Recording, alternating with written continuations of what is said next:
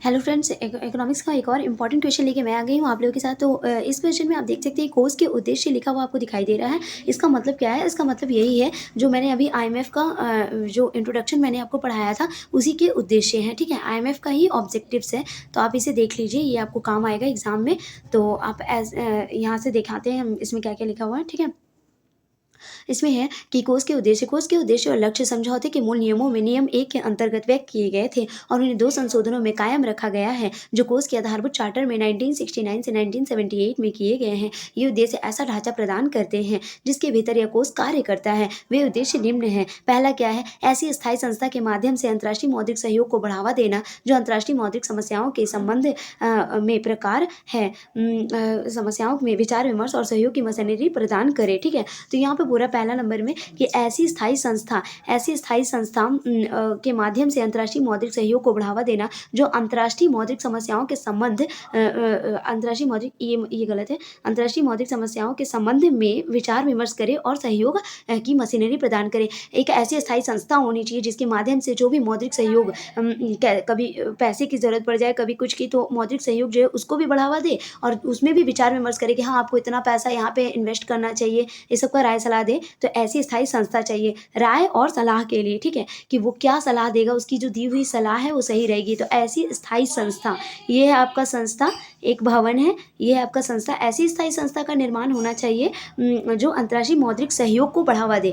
पहले तो वो सहयोग हेल्प करेगा, सहयोग को बढ़ावा देगा और जो भी अंतर्राष्ट्रीय मौद्रिक, जो भी पैसे से रिलेटेड, मौद्रिक मतलब मॉनेटरी, पैसे से रिलेटेड जो भी समस्या होगा उसमें राय और सलाह देगा, विचार विमर्श करेगा। ठीक है, और सहयोग की भी, इनफैक्ट हेल्प भी करेगा, आपका हेल्प भी करेगा। ठीक है, तो आगे देखते हैं हम कि अंतर्राष्ट्रीय दूसरा पॉइंट क्या है। दूसरा पॉइंट आप यहाँ पे देख सकते हैं कि अंतर्राष्ट्रीय व्यापार के विस्तार एवं संतुलित वृद्धि को सुगम बनाना और परिणाम स्वरूप आर्थिक नीति के प्राथमिक उद्देश्यों के रूप में सब सदस्यों के रोजगार तथा वार्षिक आय के ऊंचे स्तरों को बढ़ावा देने और बनाए रखने तथा सदस्यों के उत्पादक संसाधनों के विकास में योगदान देना।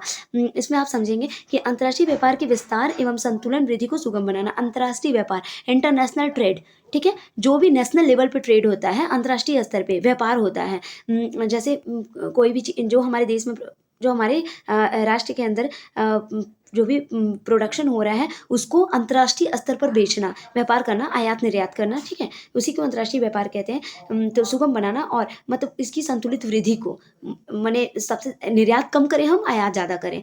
ठीक है, निर्यात हम कम करें और आयात ज़्यादा करें, ऐसा व्यवस्था करना। ठीक है, तो उसको सुगम बनाना और इसके आय को बढ़ावा देना और बनाए रखने में तथा सदस्यों के उत्पादक संसाधनों के विकास में योगदान देना। आर्थिक नीति के प्राथमिक उद्देश्यों के रूप में सब सदस्यों रोजगार तथा वार्षिक आय के ऊंचे स्तरों को बढ़ावा देना और इसको बनाए रखने में तथा सदस्यों के उत्पादक संसाधनों के विकास में योगदान देना।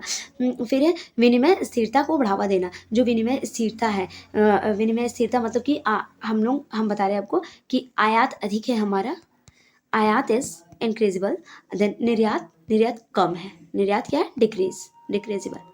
तो आयात अधिक है, निर्यात कम है, इनकी जो स्थिरता है दोनों बराबर रहे, या फिर हो सकता है आयात अधिक हो जाए, निर्यात कम हो जाए, ऐसा नहीं होना चाहिए। आयात कम हो जाए, निर्यात अधिक हो जाए, ऐसा हो सकता है। तो इसकी जो स्थिरता है इसको बनाए रखना। ठीक है, इसको बनाए रखना, सुव्यवस्थित विनिमय प्रबंध बनाए रखना और प्रतियोगी विनिमय मूल्य हानि से बचना। ठीक है, जिसको बोलते हैं डिस्परेशन, और सदस्यों के चालू लेन देन के संबंध में भुगतान की बहुउद्देशीय प्रणाली की स्थापना और उन विदेशी विनिमय प्रतिबंधों को समाप्त करने में सहायता देना जो विश्व व्यापार में वृद्धि या बाधा पहुंचाते हैं। ठीक है, फिर पांचवा कि सदस्यों को उचित संरक्षण के अंतर्गत कोष के संसाधन उपलब्ध कराकर उनमें विश्वास जगाना और इस प्रकार उन्हें अवसर प्रदान करना कि वे राष्ट्रीय अथवा अंतर्राष्ट्रीय समृद्धि को तबाह करने वाले उपायों का आश्रय लिए बिना ही अपने भुगतान शेष कुसमायोजनों को ठीक कर सके। ठीक है, इंग्लिश में देख लेते हैं। Objectives of the fund, the aims and objective of the fund were expressed under rule 1-2 basis rules of agreement and have been upheld in 2 amendment that were made of the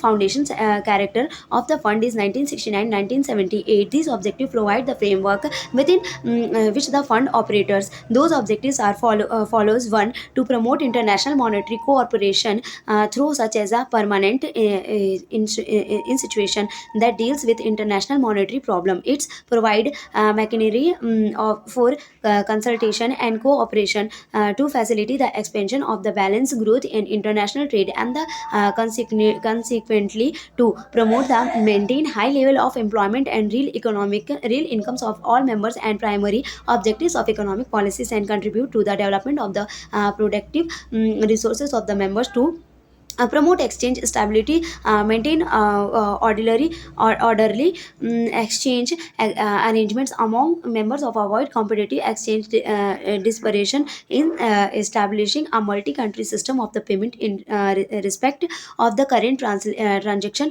of the members and the foreign exchange, helping to eliminate restriction the hinder of growth to world trade to instill confidence in the members by making the resources of the fund available under proper safeguards and thereby providing them with an opportunity to correct their balance of payment maladjustment without resorting to measures that the destructive of national or international prosperity can do.